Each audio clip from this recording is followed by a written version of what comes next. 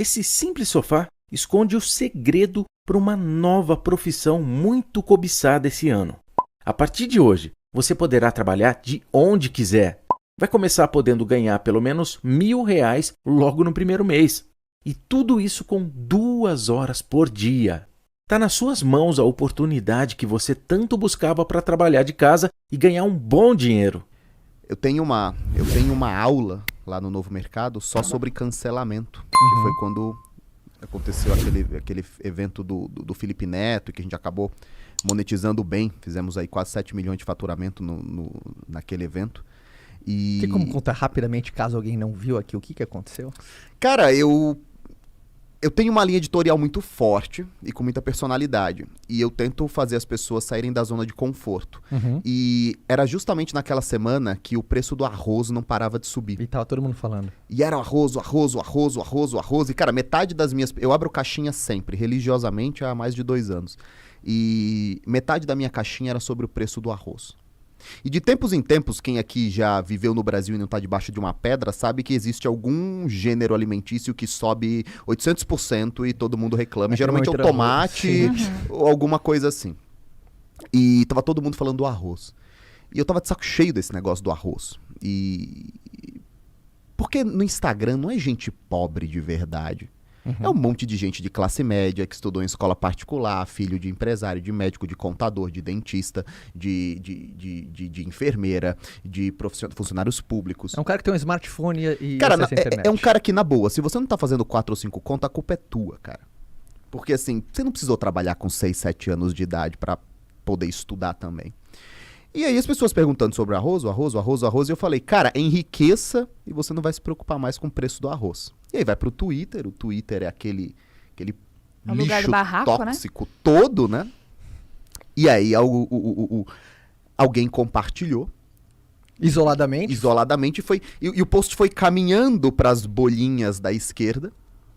E aí o Luigi, que inclusive é um cara que acompanha o conteúdo, já troquei ideia com ele no direct, o Luigi foi lá e compartilhou. E aí o Felipe Neto compartilhou. E quando ele compartilhou, imediatamente comecei a ver que eu tinha, na época, 70, 80 mil visualizações nos stories, estava tipo 180. Eu falei, alguém compartilhou alguma coisa. Fui lá no Twitter, procurei meu nome, tava lá. E aí, imediatamente, a gente começou uma campanha. Na mesma hora, eu mandei uma mensagem no grupo, do pessoal que trabalhava no Novo Mercado, e falei assim, cara, o Felipe Neto me compartilhou. Eu preciso fazer uma sequência e mostrar para as pessoas que esse cara é um tigre de papel. E aí, na sequência, eu pego vários comentários. É tudo robô criança. Eu falei, olha a audiência desse cara, não muda nada. E aí eu falei, vocês querem aprender a ganhar dinheiro com cancelamento? Tá acontecendo um agora ao vivo comigo. Tem a Masterclass cancelada. Eu vou dar ela ao vivo na semana que vem. E a gente vendeu quase 7 milhões. E eu brinco até hoje que vai ter uma praça na minha casa chamada Felipe Neto. E assim, no primeiro olhar, você teve esse olhar mais de marqueteiro ou na primeira hora você quis contextualizar porque foi tirado de contexto? Você viu isso daqui que eu falei? Cara, isso daqui que eu falei? Como que foi o olhar? Foi um olhar mais de... A pior coisa que existe, na minha opinião, quando você tá no meio de uma onda de cancelamento, é você tentar se explicar. Sim. Porque as pessoas não querem ouvir. Sim. Quem tá te cancelando não tá nem aí pra você. Eles querem chutar cachorro morto. E aí se você aparece, olha pessoal, eu quero explicar, você vira meme. Veja bem, você vira meme. Então a única coisa que você pode fazer é pisar ainda mais no acelerador e falar que se foda a tua opinião, não tô nem aí pra você, vou continuar falando aqui pro meu grupo. E a gente volta agora àquela pergunta que você faz. Quando eu fiz a Masterclass do cancelado, e nós falamos para mais de 30 mil alunos, a primeira coisa que eu falei para eles foi: pessoal, não subestimem um cancelamento. A gente volta para a frase do Breda, né? Você sabe que a quimioterapia passando por uma. Resguardadas as devidíssimas proporções. Você pode ler ou ver o que o Ícaro, ou o Flávio, ou o Caio fizeram depois de um cancelamento. Mas a maioria das pessoas vai se sentir muito mal. Sim. No meio de um cancelamento. Sim. Ela se sente exposta, ela se sente... O estômago revira. Eu tive algumas alunas que passaram por processos de cancelamento muito fortes e você passa mal fisicamente, cara. Você tem crise de ansiedade e depende muito do temperamento. Então, existem pessoas que se importam mais com a opinião das outras pessoas do que outras pessoas. Tem gente que já passou por isso e vai calejando. Eu sempre tive uma personalidade que reage muito pouco aos estímulos externos, assim. Então, as pessoas não conseguem me motivar, porque eu reajo pouco aos estímulos externos. Mas elas também não conseguem me deprimir, porque eu reajo pouco aos estímulos externos. Eu ajo mais depois de uma reflexão interna. Puta, cara, eu preciso fazer isso, eu preciso fazer isso. Então, naturalmente, a minha personalidade fleumática, eu tenho uma inclinação a reagir com menos intensidade à crítica dos outros. Isso é desde sempre. Quando eu quis sair da escola, quando eu não fiz nenhuma faculdade, quando eu disse que ia ficar rico, as pessoas riam de mim, não importava tanto assim. Agora, as pessoas que olham isso de fora e fazem, eu vou cavar um cancelamento. Vou cavar um cancelamento porque vai me dar algum dinheiro. De repente a pessoa, 10 minutos depois, ela fecha o perfil porque ela não aguenta. Cavou foi a cova, né?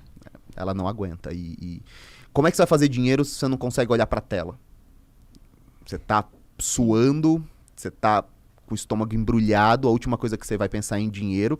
Tudo que você quer é que o cancelamento acabe. E é engraçado porque a maioria dos cancelamentos eles acabam em 48 horas ou menos.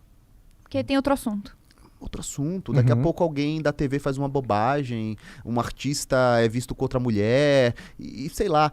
Só que essas 48 horas, na vida de quem está sendo cancelado, é um período tão grande, de tanto sofrimento, e de repente, eu lembro que uma vez, eu conversei com a Betina, inclusive, ela sofreu um dos maiores cancelamentos no Brasil, né? Já teve aqui, por sinal. E ela falou assim, cara, as pessoas procuraram o imposto de renda do meu pai. As pessoas procuraram as informações pessoais do meu pai. Então, assim, é isso, são 48 horas infernais. Então, quem tá passando por sabe que vai passar, saiba que vai passar, mas saiba também que vai demorar. E a verdade é que o cancelamento não é só esse cancelamento de internet que a gente vê, né? Sim. O cancelamento acontece dentro da nossa casa, acontece com nossos amigos, acontece com a nossa família, a galera querendo cancelar a gente o tempo inteiro.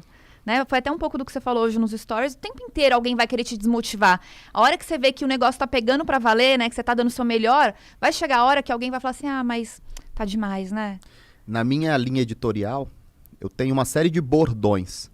O que enriquece é o trabalho, minha pátria é minha família. E um deles o primeiro cancelamento acontece em casa. Em casa. O primeiro cancelamento que você tem quase sempre é em casa. Eu falo, quando você decide, quando você é uma mocinha, um rapaz meio gordinho, fora de forma, e você decide emagrecer, e eu falo geralmente a mocinha porque eu tenho outro bordão que é mulheres odeiam mulheres, né? As mulheres tendem a cancelar. As mulheres tendem a ser a maior parte das canceladoras. Você pega a Lara, a Betina, quase todas, a Gabriela Pugliese. Existem fã-clubes de pessoas que odeiam a Gabriela Pugliese, que perseguem ela. Todas mulheres.